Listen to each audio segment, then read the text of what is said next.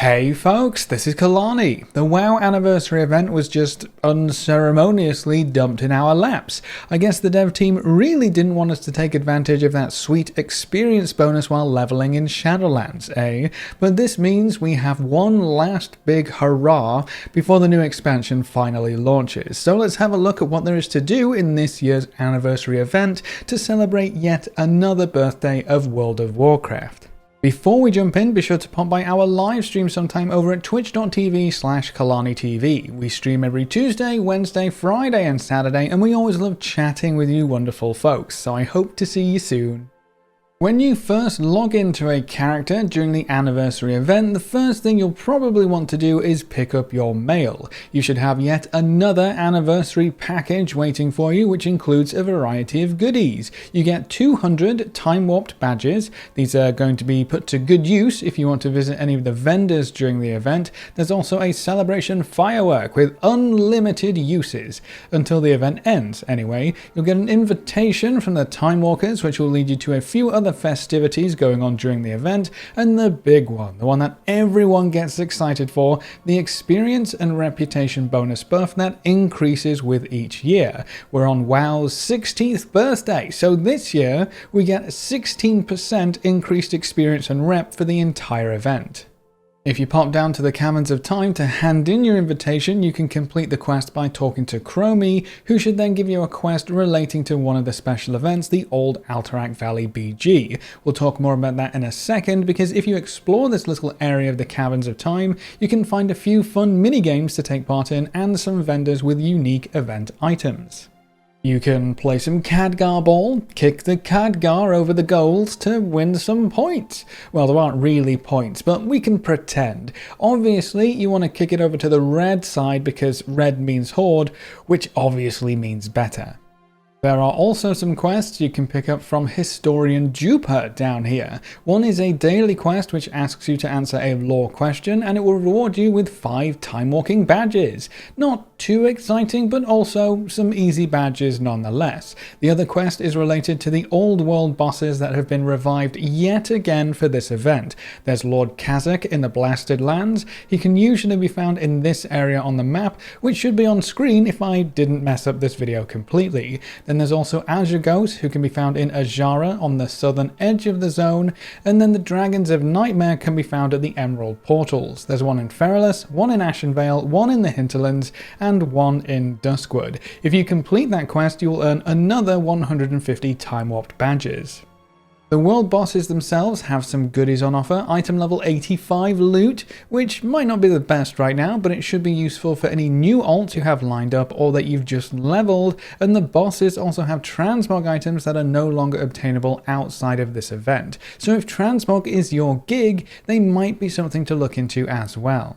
As for what you can do with your time-warped badges during this event, there is a vendor in the Caverns of Time who will sell all kinds of special, unique goodies. We have the Van Cleef costume, the bronze-tinted sunglasses, the inflatable Thunder Fury, all of the favourites from the past anniversary events, with one new addition. The Crafted Cloak of War is a new cloak transmog that will set you back 200 badges, but it just so happens that's the exact number of badges you get in your anniversary event package. So just one alt can purchase this cloak, and then you don't have to worry about it. Easy transmog. The cloak fits in very well with Battle for Azeroth's overall theme and colour scheme, and should look fantastic with any alliance-based transmog set. Sadly, there is only one colour, blue, so nothing to help you rep the Horde this time around, but it's a cool new cloak transmog nonetheless. The other major event or activity you can take part in for the anniversary event is Korak's Revenge, otherwise known as Old Alterac Valley. You can queue up for this battleground at the bottom of the quick match PvP window. It's a throwback to how Alterac Valley used to be, so expect the games to kind of drag on for a bit. It's quite long. You can find quests to complete in the battleground that will reward badges, and there's a special reward if you collect 200 badges by doing quests and participating in the Alterac Valley Classic Battleground. You can track your progress for this by hovering over the little icon on the same page you sign up for the BG.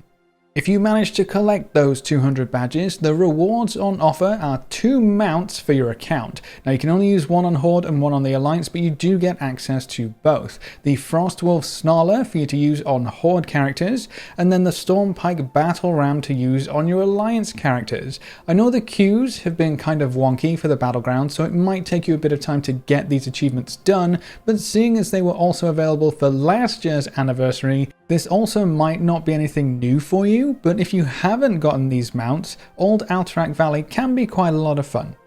With the return of Korrak's Revenge, some players might be thinking, oh sweet, that was amazing for leveling last year, and yes, it was. Too amazing, apparently, because even though last year you could level up a character to max in record time in Old Alterac Valley, this year it looks like it won't be worthwhile whatsoever if you're mainly interested in the experience. The experience gains are so slow. It eventually gets to less than 1% of a level per minute spent in the battleground, which means you'll be spending over an hour per level. Definitely not the most efficient leveling that we have access to right now. I'm not surprised they nerfed it. Last year was crazy after all, but I am surprised that they nerfed it into oblivion. Korrak's Revenge can be used for a few things, including farming Time Warp badges, getting those mounts we just talked about, and having a bit of fun with an old version of the battleground, but it's definitely not going to be a good place to try and level this time around. That doesn't mean this anniversary event isn't great for leveling though. It's going to give us a 16% experience increase from the anniversary buff, and this week we also get the Dark Moon Fair 10%.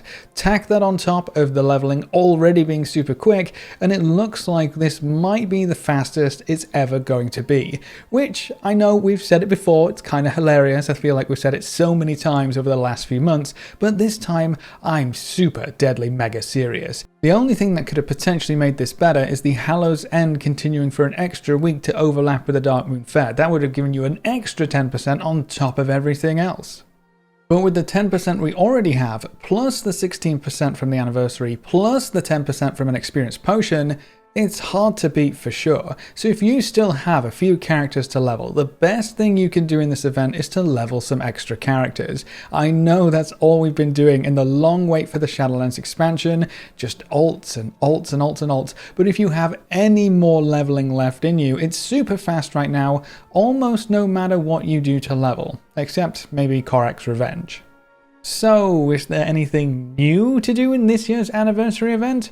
Not really. If you did everything last year, quite a few things are missing from last year's event, which is kind of disappointing. I know last year was the 15th and it was big hurrah and there were super special things, but it does leave this year feeling a bit incomplete and kind of just a bit tacked on and rushed due to the imminent Shadowlands expansion release. But that doesn't mean there's nothing to do, especially if you didn't take part in last year's festivities. Most of that is still there. But the advice that I would give you is to try and enjoy the 16% bonus, chill out in the Caverns of Time for a bit, and take the fight to some of the old world bosses.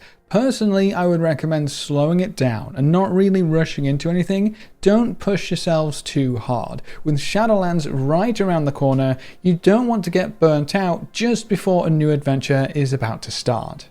But that's it for this video. How will you be spending your time in the last 3 weeks of Battle for Azeroth? Do any of the anniversary activities look appealing, or are you just going to focus on getting your alt army ready for Shadowlands? Leave all your thoughts in the comment section below. If you want to help us get ready for Shadowlands, or maybe just ask us a couple questions, you can find us over at twitch.tv/KalaniTV. We stream every Tuesday, Wednesday, Friday and Saturday, and watching the stream and coming to say hi is one of the best ways you can support the channel right now. And if you ever wanted to be included in the long list of names at the end of every video, a subscription on Twitch is the easiest way to make that happen. You get a free sub to any Twitch channel if you have Amazon Prime too, so be sure to take advantage of that. A big thank you to everyone who's subscribed on Twitch already and to our supporters over on Patreon. You can see their names floating by on screen. If you want to join these lovely guys and gals, well, now you know how. Remember to leave a like just below the video before you leave, and if you want to see more, make sure to subscribe. But apart from that, thanks for watching, folks. Good luck and have fun, and as always, I will see you next time.